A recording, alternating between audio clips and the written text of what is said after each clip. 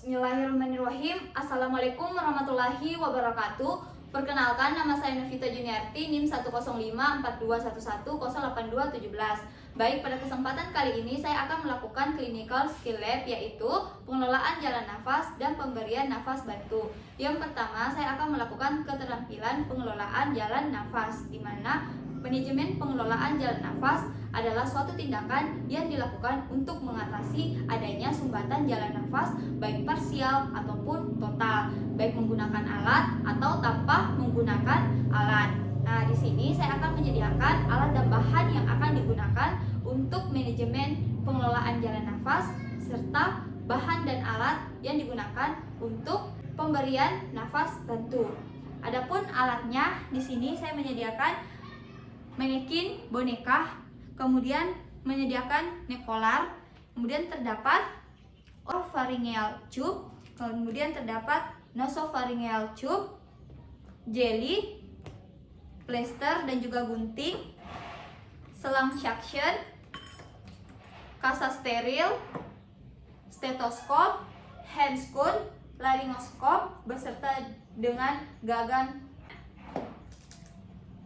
spoid, stylet dan endotracheal tube serta amubag dan masker yang akan nanti dipasang pada korban atau pasien, serta menyediakan selang oksigen dan juga tabung oksigen. Baik, di sini yang pertama kita lakukan yaitu melakukan initial assessment. Nah, untuk initial assessment yang pertama yaitu primary survey, yaitu A, B, C, airway, breathing, dan juga sirkulasi. Nah, untuk airway-nya yang pertama yaitu kita menilai apakah terdapat sumbatan jalan nafas atau tidak. Kemudian B atau breathing. Nah, untuk breathing itu sendiri dapat dilakukan dengan look, listen, and feel. Yang pertama kita adalah look. Look dilakukan untuk menilai apakah terdapat pengembangan dada, apakah pengembangan dadanya simetris antara dada kanan dan juga dada kiri, apakah ada retraksi sel iga, kemudian apakah terdapat bantuan otot nafas tambahan, serta adanya cyanosis atau tidak. Kemudian adalah listen. Nah, listen dan feel dapat dilakukan secara bersamaan. Jadi kita listen apakah terdapat suara tambahan, suara nafas tambahan atau tidak, dapat berupa snoring ataupun gargling, ataukah tidak ada sama sekali suara nafas. Kemudian kita juga dapat melakukan feel, yaitu merasakan adanya aliran udara atau hembusan nafas. Nah, setelah B, breathing, selanjutnya yaitu C atau sirkulasi. Nah, untuk sirkulasi itu sendiri kita dapat lakukan yaitu dengan cara melakukan perabaan pada arteri karotis, apakah teraba atau tidak. Nah, selanjutnya di sini saya akan melakukan pengelolaan jalan nafas tanpa menggunakan alat. Nah, adapun pengelolaan jalan nafas tanpa menggunakan alat dikenal dengan triple air maneuver, yaitu head tilt, chin lift, dan juga jaw thrust. Nah, yang pertama sini saya akan melakukan head tilt. Head tilt dilakukan yaitu dengan cara menggunakan telapak tangan, salah satu telapak tangan kemudian diletakkan di dahi dari korban atau pasien, kemudian kita dorong ke arah posterior sehingga kepala sedikit ekstensi dan jalan nafas menjadi terbuka. Nah, selanjutnya chin lift. Nah, chin lift dapat menggunakan jari telunjuk dan juga jari tengah, kemudian kita letakkan di bawah dari dagu. Setelah itu kita angkat ke atas sehingga kepala sedikit ekstensi, sedangkan ibu jari memegang dagu dan mendorong ke arah bawah sehingga jalan nafas menjadi terbuka. Nah, selanjutnya adalah jaw thrust. Nah, untuk jaw thrust itu sendiri dilakukan apabila dicurigai pasien mengalami cedera servikal. Nah, maka kita dapat memasang nekolar di leher dari pasien. Jadi ketika kita melakukan pemasangan pada nekolar, kita dapat melakukan pengelolaan jalan nafas dengan menggunakan teknik jaw thrust. Jadi teknik jaw thrust dilakukan dengan cara menggunakan kedua tangan, kemudian keempat jari diletakkan di mandibula, sedangkan ibu jari diletakkan di dagu untuk membuka dagu. Jadi kita dorong dagunya ke bawah sehingga jalan nafas menjadi terbuka. Nah, selanjutnya di sini saya akan melakukan pengelolaan jalan nafas dengan menggunakan alat. Nah, alat yang digunakan di sini dapat berupa oropharyngeal tube dan juga dapat berupa nasopharyngeal tube. Nah, untuk pengelolaan jalan nafas yang disebabkan karena jatuhnya lidah ke belakang itu yang pertama di sini saya menggunakan oropharyngeal tube. Jadi yang pertama kita mengukur oropharyngeal tube ini dengan cara kita ukur dari ujung bibir atau sudut bibir ke telinga. Setelah kita mendapatkan ukuran yang sesuai yang akan digunakan untuk memasang oropharyngeal tube ini ke pasien, ke dalam mulut pasien, selanjutnya kita pastikan membuka jalan nafas pasien dengan menggunakan teknik jaw thrust. Setelah terbuka mulutnya, maka oropharyngeal tube ini kita dapat basahi supaya licin sehingga mudah untuk dimasukkan ke dalam mulut. Nah, adapun teknik memasukkan oropharyngeal tube ini yaitu dilakukan dengan cara jadi lengkungan pada oropharyngeal tube ini dihadapkan ke arah langit-langit. Jadi kita masukkan secara perlahan dengan lengkungan menghadap ke langit-langit mulut dari pasien. Setelah masuk setengah, kita putar 180 derajat. Kemudian kita dorong sampai oropharyngeal tube masuk ke dalam mulut sehingga oropharyngeal tube ini menopang dari lidah. Nah, kemudian setelah oropharyngeal tube ini masuk ke dalam mulut, kemudian kita lakukan evaluasi yaitu dengan cara look, listen, and feel. Jadi kita lihat apakah sudah ada pengembangan dada atau belum. Kemudian kita listen and feel. Listen mendengar adanya bunyi nafas, serta feel merasakan adanya aliran nafas. Nah, selanjutnya di sini teknik kedua yaitu dapat menggunakan alat nasopharyngeal tube. Jadi yang pertama kita ukur nasopharyngeal tube yang akan digunakan, yang akan dimasukkan ke dalam hidung dari pasien. Jadi kita ukur ukuran nasopharyngeal tube ini dapat diukur sesuai dengan besar dari lubang hidung. Selanjutnya yaitu kita membuka jalan nafas pasien dengan menggunakan teknik jaw thrust. Setelah kita buka, kemudian nasopharyngeal tube ini kita dapat olesi jelly. Kemudian kita juga dapat memasukkan jelly ke dalam lubang hidung yang akan dimasukkan nasopharyngeal tube. Nah, selanjutnya kita masukkan nasopharyngeal tube ini dengan cara yaitu kita masukkan nasopharyngeal tube secara perlahan ke dalam hidung sampai nasopharyngeal tube ini masuk ke dalam hidung. Nah, setelah masuk ke dalam hidung, kita juga menilai apakah terdapat aliran udara di dalam nasopharyngeal tube atau tidak. Nah, setelah itu kita lakukan fiksasi dengan menggunakan plester. Jadi kita ambil plester, kemudian kita fiksasi nasopharyngeal tube di hidung supaya tidak bergerak atau terlepas. Nah, kemudian setelah terpasang kita lakukan lagi evaluasi yaitu dengan teknik look, listen, and feel. Jadi kita lihat adanya pengembangan dada atau tidak, kemudian kita listen dan feel, kita dengarkan apakah sudah ada nafas atau tidak, serta merasakan adanya hembusan nafas atau tidak. Nah, selanjutnya di sini saya akan melakukan pengelolaan jalan nafas yang disebabkan oleh adanya cairan, dapat berupa lendir atau berupa darah. Nah, adapun alat yang digunakan untuk pengelolaan jalan nafas itu dapat menggunakan kasa steril dan juga menggunakan selang suction. Nah, yang pertama di sini saya akan melakukan pengelolaan jalan nafas dengan cara yang pertama saya akan melakukan usapan jari. Kita ambil kasa steril, kemudian menggunakan jari telunjuk dan jari tengah kita lilitkan kasa steril. Setelah kita lilitkan, maka kita buka mulut dari pasien.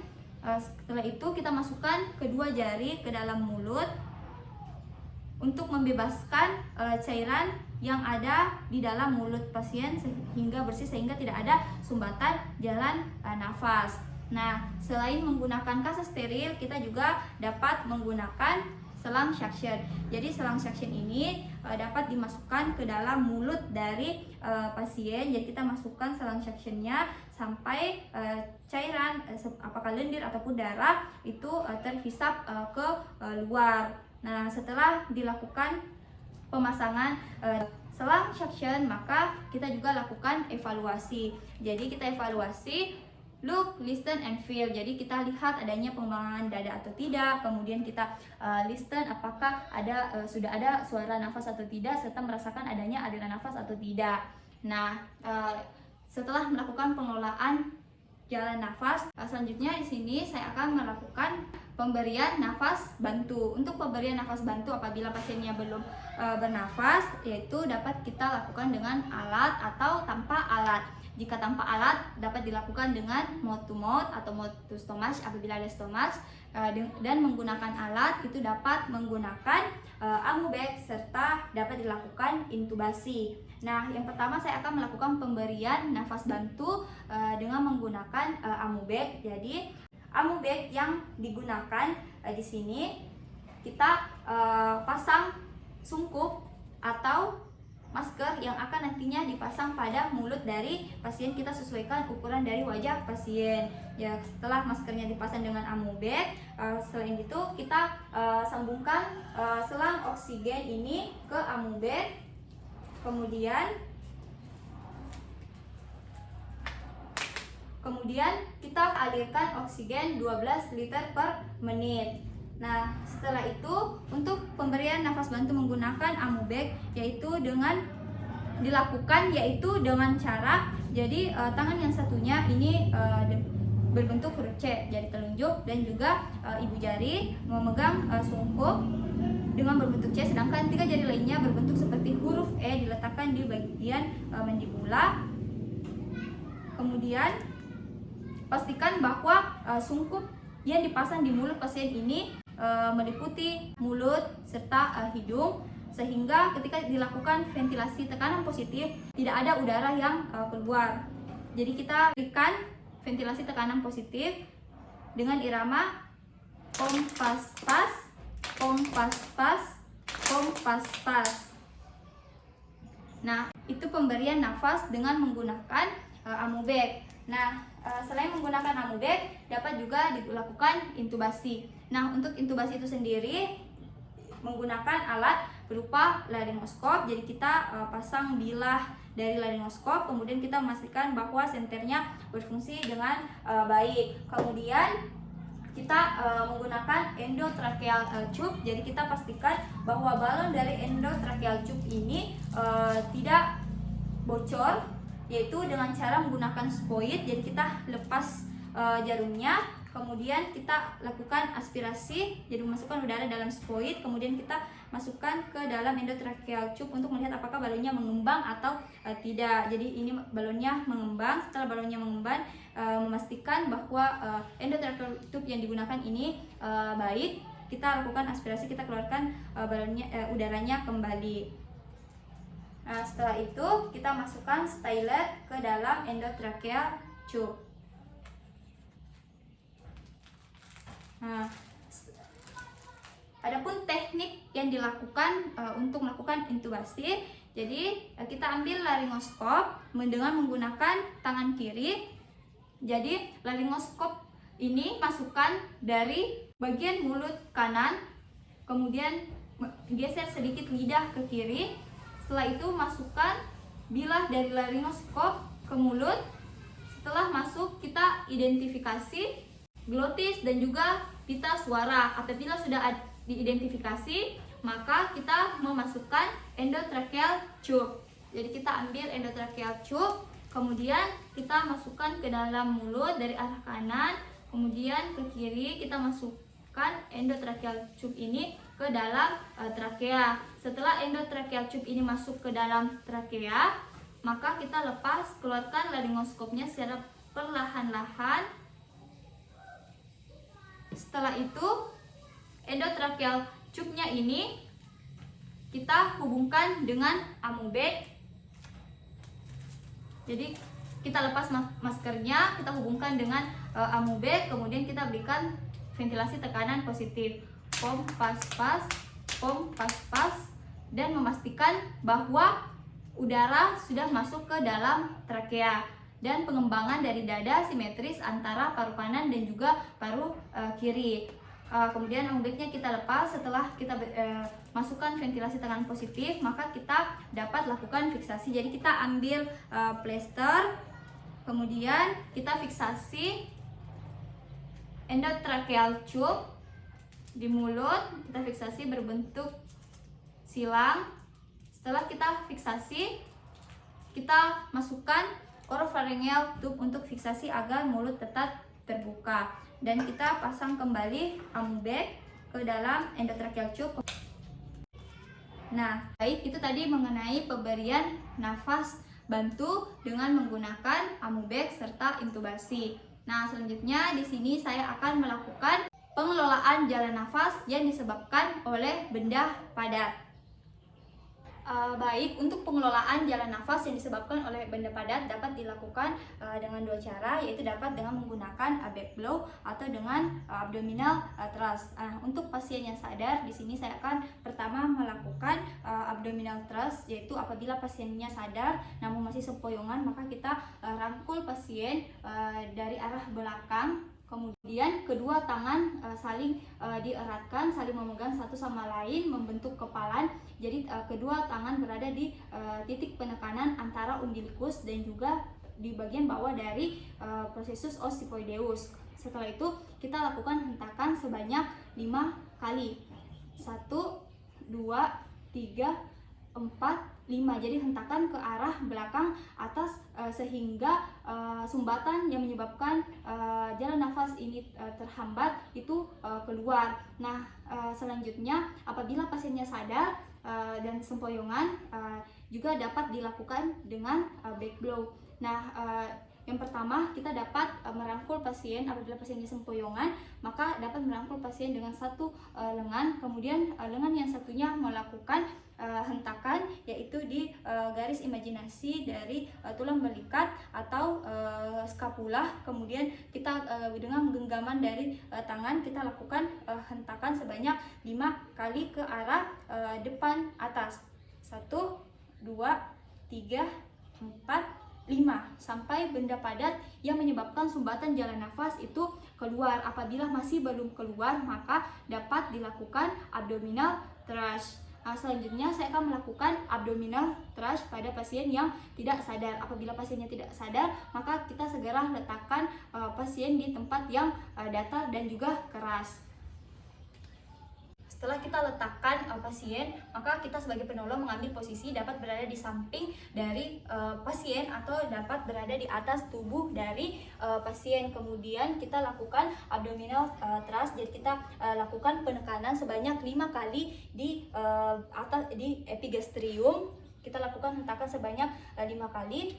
1, 2, 3, 4, 5 sampai benda padat yang menyebabkan terjadinya hambatan pada jalan nafas dari pasien itu keluar, dan dapat dilakukan dengan cara memastikan bahwa benda padat tersebut itu sudah keluar dari mulut pasien. Kita dapat mengeluarkannya secara langsung. Namun apabila masih belum terlihat atau masih terjadi penyumbatan dari jalan nafas pasien, maka dapat kita berikan bantuan nafas ke mulut dari pasien. Bila tiupan tidak masuk, artinya masih terdapat sumbatan jalan nafas yang disebabkan oleh benda padat, sehingga kita dapat melakukan kembali abdominal thrust. Nah, namun apabila masih tidak berhasil dilakukan abdominal thrust, maka kita dapat melakukan krikotideotomi dilanjutkan dengan tracheostomi. Baik, sekian clinical skill lab mengenai pengelolaan jalan nafas dan juga pemberian nafas bantu. Billahi fisabilillah haq, fastabiqul khairat. Wassalamualaikum warahmatullahi wabarakatuh.